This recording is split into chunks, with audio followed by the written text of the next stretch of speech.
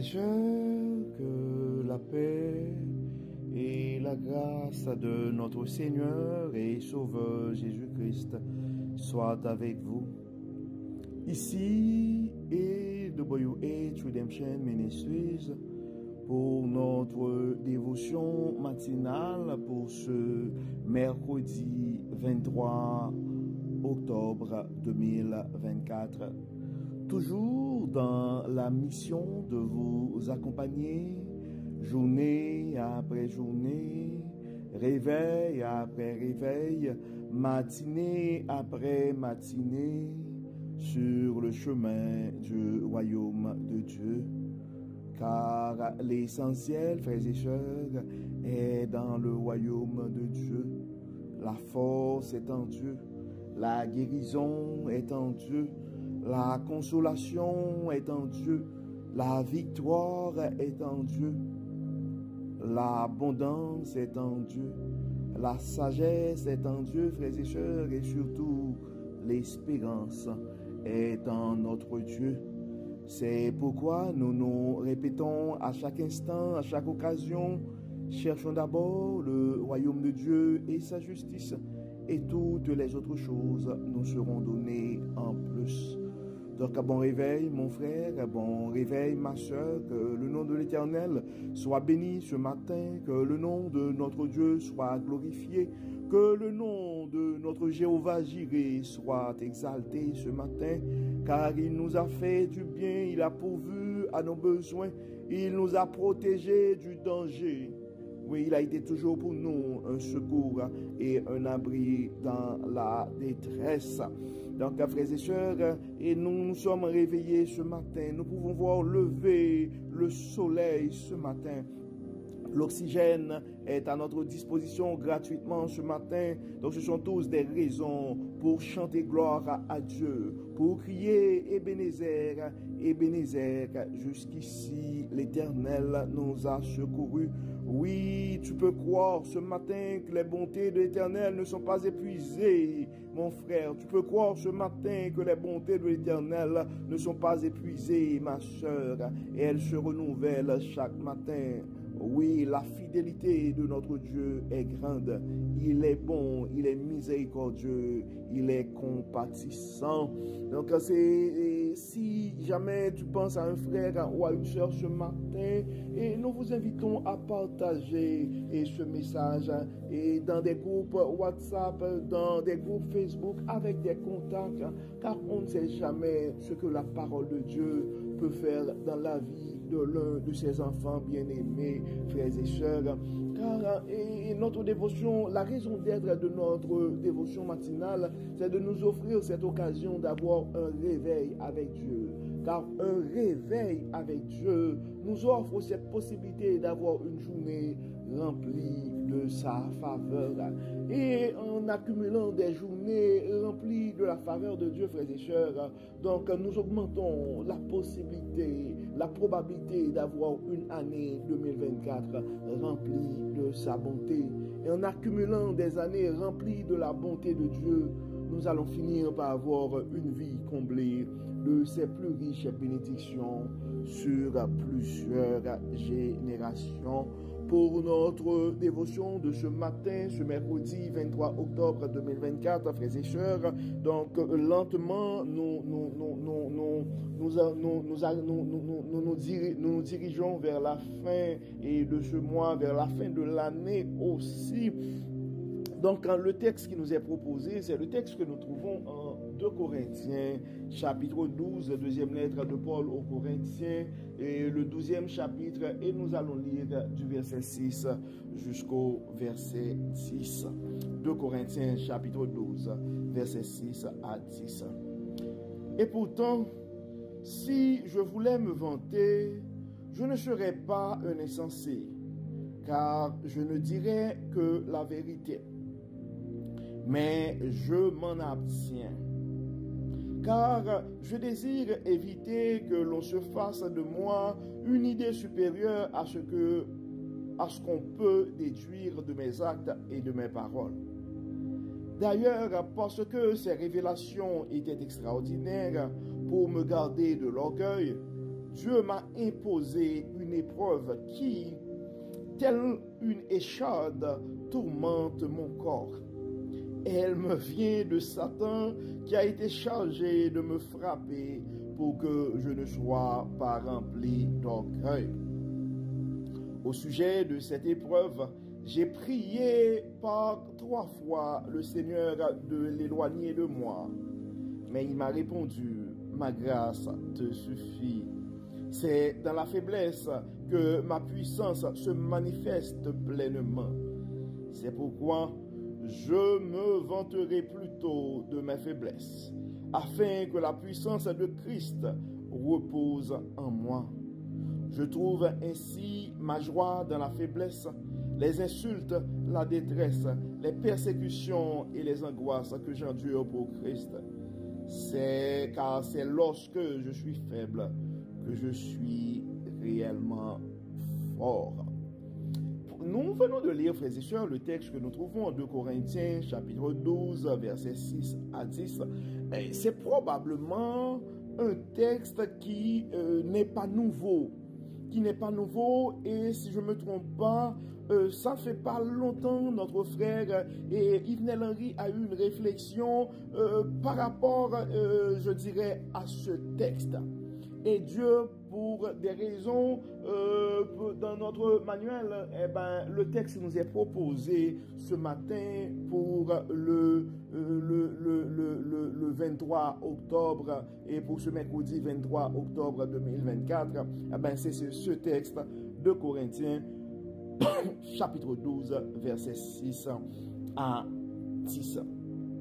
En fait, des fois, on ne fait que lire une portion du texte pour dire que Paul avait une écharde dans la chair et il a prié 3 fois pour cette écharde et la réponse de Dieu c'était ma grâce te suffit. Mais nous allons prendre le temps de lire lentement, frères et sœurs, parce que le texte explique tout seul. Et pour comprendre c'était quoi la situation de Paul.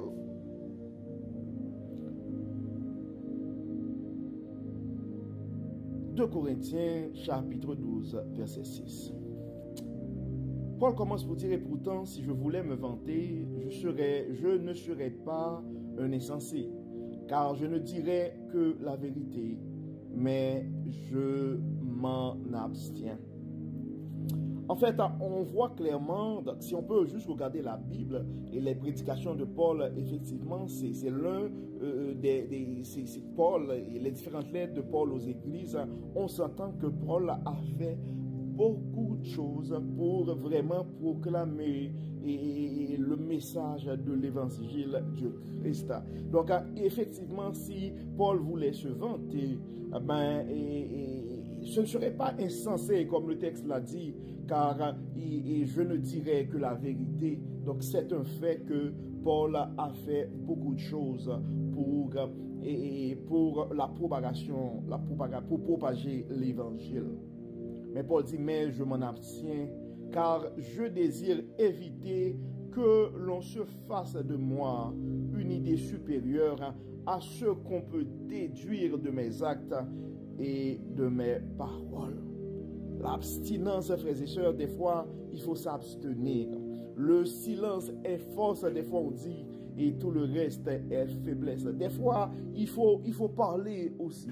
Des fois, il faut parler et il faut éviter la fausse modestie parce que des fois, il faut faire valoir et de la valeur parce que des fois, si on ne le fait pas, il n'y a pas quelqu'un d'autre il n'y a pas. Et des fois, il faut prêcher pour sa paroisse et comme on l'avait vu, il faut prêcher pour sa paroisse et il faut défendre son apostolat. Et il faut défendre son apostolat. Et on voit que quand c'est le moment de le faire, Paul l'a fait. Mais il faut quand même garder une certaine humilité et pour essayer d'éviter tout esprit de suffisance.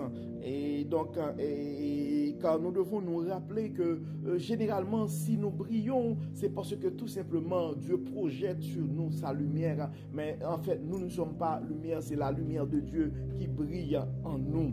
Donc, et nous devons toujours nous rappeler que nous sommes au service du Maître. Et frères et sœurs, pour éviter tout esprit de supériorité, tout esprit et de suffisance, car en Romains 3, verset 23, nous pouvons lire, car tous ont péché et sont privés de la gloire de Dieu. Donc nous sommes tous des pécheurs, mais Dieu, dans sa bonté des fois, nous utilise pour son service.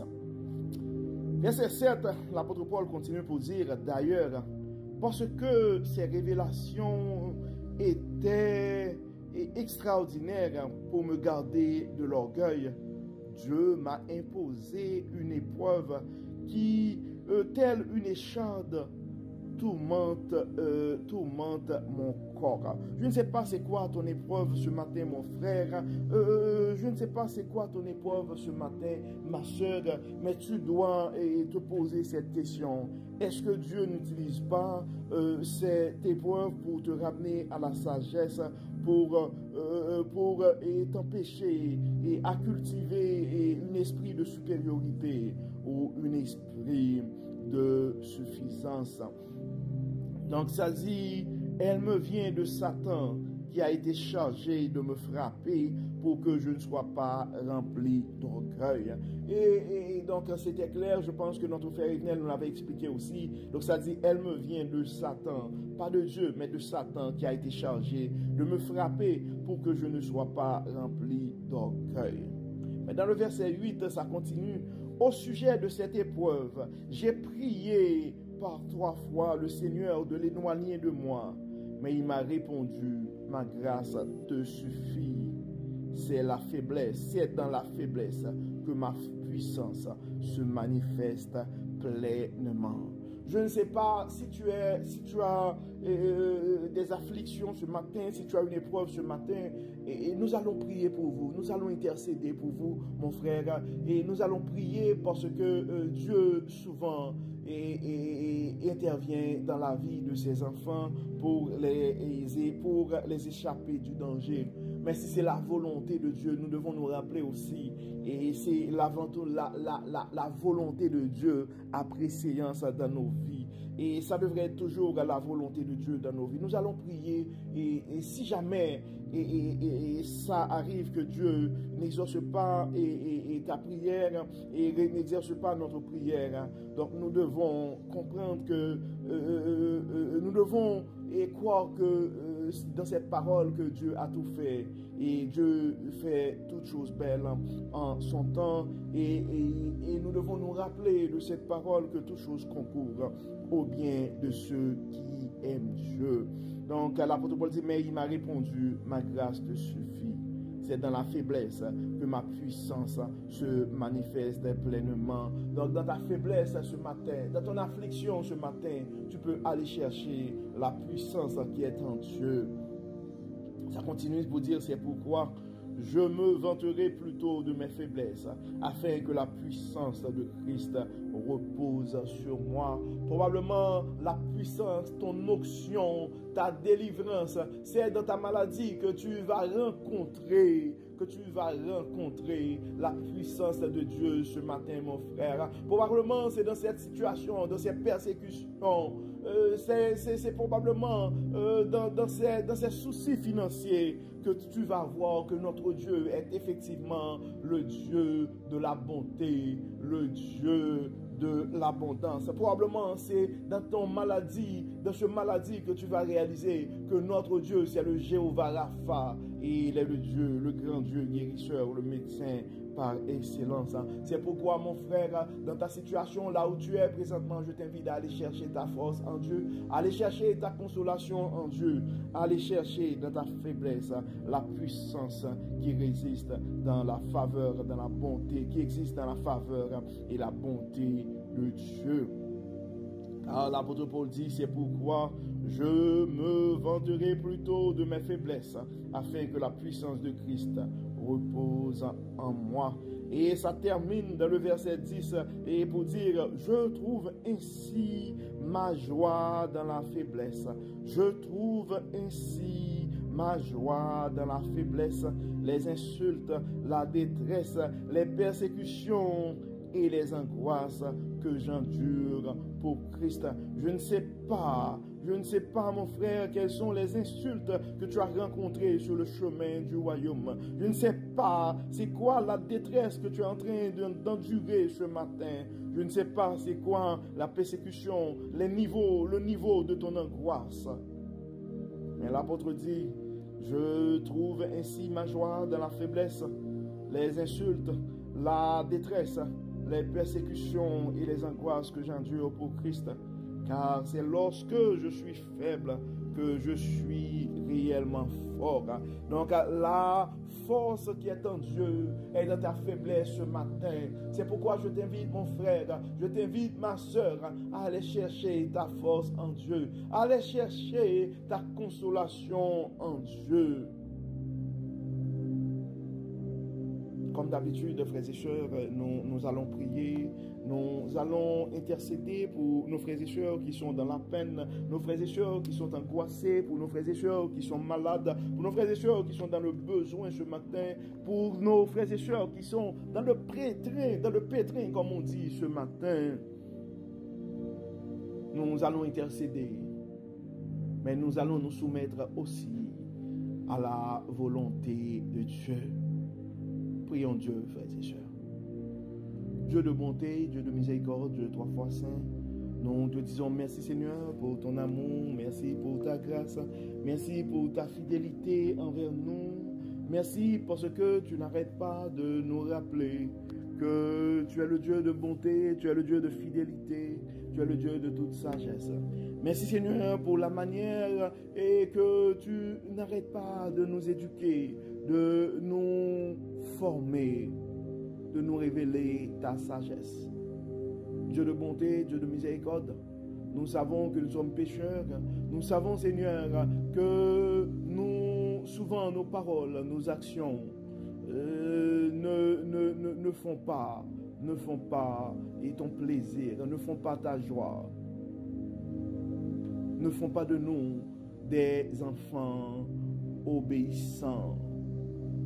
C'est pourquoi, Dieu clément, nous réclamons ton pardon ce matin.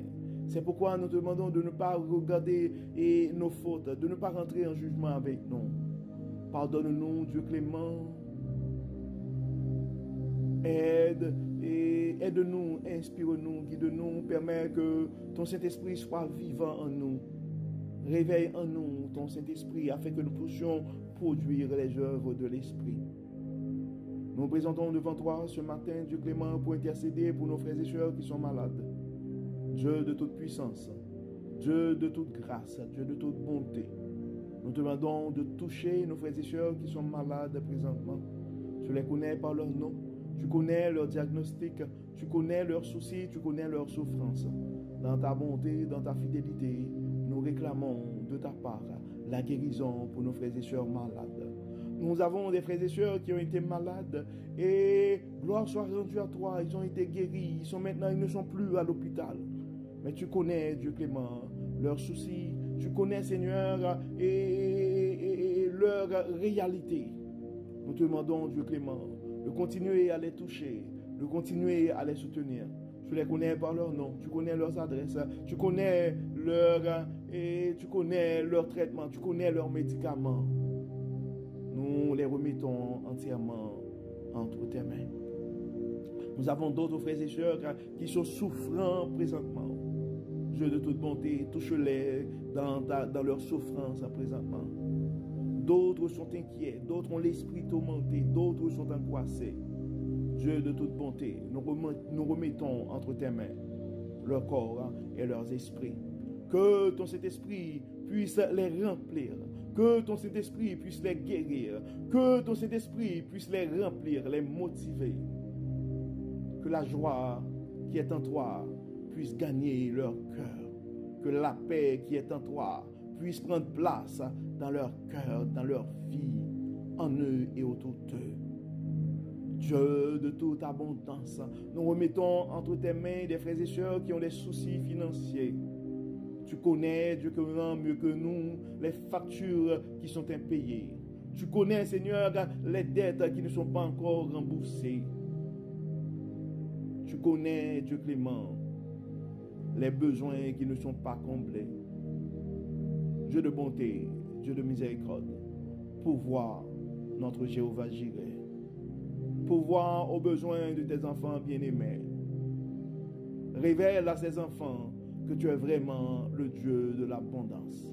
Donne-leur de comprendre à travers leur situation, à travers leur affliction, à travers leur précarité, que tu es vraiment le Dieu de l'abondance. Dieu de bonté, Dieu de miséricorde, nous avons des frères et sœurs qui ont peur pour leur vie présentement, ou qui font face à des situations qui les stressent. Nous te demandons, Dieu de bonté, Dieu de miséricorde, Dieu de toute sagesse, de faire tomber toute chaîne, de briser toute barrière et d'aider ses frères et sœurs à voir la lumière au bout du tunnel. Dieu de bonté, certains d'entre eux cherchent un emploi. D'autres ont d'autres soucis de famille. D'autres, certains probablement aimeraient avoir un enfant. D'autres ont des objectifs de carrière. D'autres probablement c'est l'acquisition d'un bien, une maison, une voiture. Probablement d'autres font face et sont en train de se battre contre des addictions. Dieu de toute puissance, Dieu de toute grâce, libère ce matin.